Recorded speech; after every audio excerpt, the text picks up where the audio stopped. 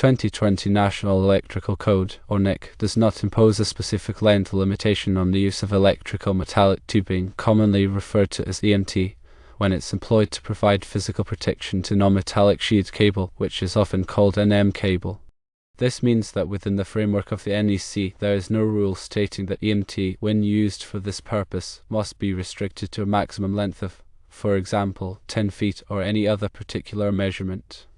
The primary function of EMT in this context is to safeguard the NM cable from potential physical damage. This could include protection from impacts, abrasions, or other mechanical stresses that the cable might be exposed to during or after installation. The absence of a length restriction in the NEC provides flexibility in how EMT can be utilized to achieve this protection, allowing installers to adapt their methods to the specific requirements of the installation environment. However, it's crucial to understand that the NEC represents a baseline standard. It's a widely adopted set of guidelines, but it's not the final authority in all jurisdictions. Local codes and regulations, which are often adopted and enforced by cities, counties, or states, can and often do introduce modifications, amendments, or additional requirements to the NEC. These local variations are put in place to address specific regional concerns, environmental factors, or unique electrical infrastructure characteristics. Therefore, while the NEC might not have a length restriction for EMT used to protect NM cable, a local jurisdiction could very well have such a requirement. This means that an electrical contractor or installer working in a particular area must always be aware of and comply with the local electrical codes in force in that area. These local codes can sometimes be more stringent than the NEC, and they take precedence over the NEC within that jurisdiction. Now, regarding the article that was mentioned, it's possible that the author was referencing a local code requirement or a specific interpretation of the code that is prevalent in a particular area.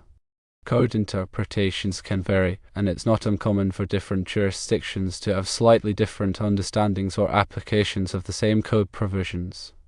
This is why it's so important to verify the local requirements with the relevant authorities.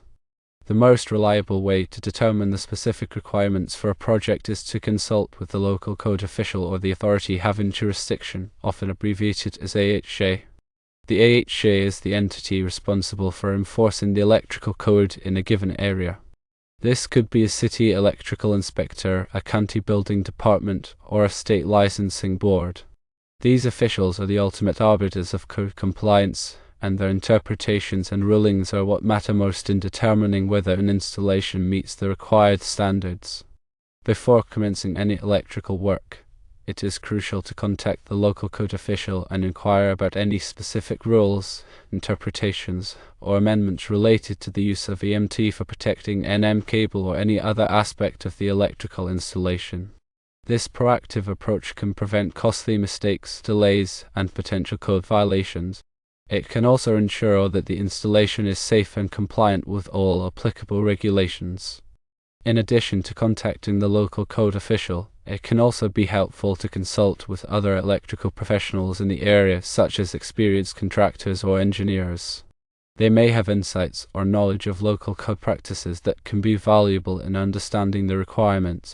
Furthermore, it's essential to have a thorough understanding of the NEC itself. Familiarize yourself with the relevant articles and sections that pertain to wiring methods, cable protection, and conduit installation. The NEC is a complex document, but it provides a wealth of information on best practices and safety standards for electrical work. To further clarify the use of EMT for protecting NM cable, let's delve into some relevant sections of the NEC. While there isn't a specific section that limits the length of EMT for this purpose, there are sections that address the general requirements for wiring methods and cable protection. For instance, Article 300 of the NEC covers general requirements for wiring methods and materials. This article outlines the rules for installing wiring systems in a safe and workmanlike manner. It addresses issues such as physical protection, support, and securing of cables and conductors. Section 300.4d of the NEC, for example, deals with protection against physical damage. This section requires that cables and raceways be protected from physical damage when necessary. This is where the use of EMT to protect NM cable comes into play. EMT provides a robust layer of protection against potential damage that the NM cable might be exposed to. Article 320 of the NEC covers the requirements for nonmetallic sheathed cable, specifically NM, NMC, and NMS cables. This article outlines the permitted uses and restrictions for these types of cables. It also specifies the conditions under which these cables must be protected from physical damage. When NM cable is installed in locations where it is subject to physical damage, such as in exposed areas or where it might be struck by objects, the NEC requires that it be protected by a suitable means. EMT is one of the acceptable methods for providing this protection. The NEC also addresses the proper installation of EMT in Article 358. This article covers the requirements for the use of EMT, including its support, securing, and bending. It specifies the types of fittings that are permitted for use with EMT and the methods for making connections. When installing EMT to protect NM cable, it's important to follow the requirements of Article 358 to ensure that the conduit is properly installed and supported. Now, to reiterate, the NEC does not specify a maximum length for EMT used to protect an NM cable. However, the installation must still comply with all other applicable requirements of the NEC, including those related to physical protection, support, and securing of the conduit. In addition to the NEC, it's also important to be aware of any product listings or manufacturer's instructions that may apply to the EMT or NM cable being used. These listings and instructions may provide additional guidance on the proper installation and use of these products. For example, the EMT must be listed for the intended use, and it must be installed in accordance with the manufacturer's instructions. Similarly, the NM cable must be listed for the intended use, and it must be installed in accordance with the manufacturer's instructions. If there are any conflicts between the NEC, the local codes, and the product listings or manufacturer's instructions, it's always best to consult with the local code official to determine the correct course of action. They can provide guidance on how to resolve any discrepancies and ensure that the installation is compliant with all applicable requirements. In summary, while the NEC does not limit the length of EMT used to protect an NM cable from damage, it's crucial to be aware of any local code requirements or interpretations that may differ. Always check with the local code official to determine the specific requirements for your jurisdiction and ensure that the installation complies with all applicable regulations. Remember that the NEC is a living document that is updated every 3 years. It's important to stay up to date on the latest changes and revisions to the code to ensure that your electrical work is safe and compliant. In addition to the NEC, there are other resources available that can help you stay informed about electrical codes and best practices. These include industry publications, training courses, and professional organizations. By staying informed and engaged in the electrical industry, you can ensure that you are providing safe and reliable electrical services. The length of EMT protecting NM cable isn't defined by NEC, but other considerations should guide your installations. These factors include the environment, the potential for physical damage, and the practicality of the installation. If the NM cable is exposed to a harsh environment, such as a corrosive atmosphere or extreme temperatures, it may be necessary to use a longer length of EMT to provide adequate protection. Similarly, if the cable is located in an area where it is likely to be subjected to physical damage, such as in a factory or warehouse, a longer length of EMT may be needed to ensure its safety. The practicality of the installation is another important factor to consider.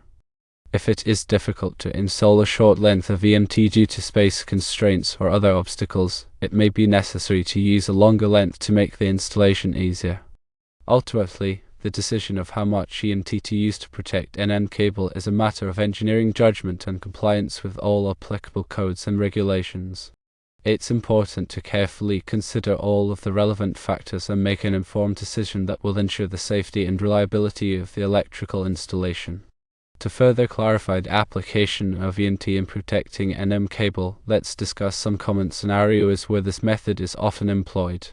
Firstly, in residential wiring, NM cable is frequently used for branch circuits that supply power to lighting fixtures, receptacles, and appliances. In many cases, these cables run through walls, ceilings, and floors, where they are generally well protected. However, there may be situations where the cable is exposed, such as when it runs along the surface of a wall or across an unfinished basement. In these exposed locations, the NM cable is vulnerable to physical damage from furniture, tools, or other objects. Installing a section of EMT over the exposed cable can provide a significant level of protection, preventing damage that could lead to electrical hazards. Secondly, in commercial and industrial settings, NM cable is sometimes used for wiring low-voltage systems, such as lighting and control circuits. These environments often present a greater risk of physical damage due to the presence of machinery, equipment, and heavy foot traffic. Running NM cable through EMT in these areas can safeguard it from impacts, abrasions, and other potential hazards. The EMT can be securely fastened to walls, ceilings, or equipment, providing a robust and reliable protective barrier. Thirdly, in agricultural buildings, such as barns and stables, NM cable may be used for wiring lighting, heating, and ventilation systems. These environments can be particularly harsh due to the presence of moisture, dust, corrosive chemicals, and rodents. Protecting NM cable with the EMT can help to prevent damage from these factors, extending the lifespan of the wiring system and reducing the risk of electrical problems. The EMT can be sealed to prevent the ingress of moisture and dust, and it can also deter rodents from chewing on the cable. In addition to these specific scenarios, EMT can also be used to protect NM cable in other situations where physical protection is required. This might include areas where the cable is subject to vibration, extreme temperatures, or exposure to sunlight. The key is to assess the potential risks and determine the appropriate level of protection needed to ensure the safety and reliability of the electrical system. When installing EMT for the purpose of protecting NM cable, it's important to follow some best practices to ensure that the installation is effective and compliant. One important consideration is the proper selection of fittings. Use fittings that are specifically designed for use with EMT and that are listed for the intended application. These fittings will provide a secure and reliable connection between the EMT and the enclosure or other equipment. Another important consideration is the proper support and securing of the EMT. The EMT should be supported at intervals that are specified in the NEC, typically every 10 feet or less. This will prevent the EMT from sagging or becoming damaged over time. The EMT should also be securely fastened to the walls, ceilings, or other surfaces using appropriate fasteners. Finally, it's important to ensure that the EMT is properly grounded. This will help to protect against electrical shock hazards in the event of a fault. The grounding should be done in accordance with the requirements of the NEC,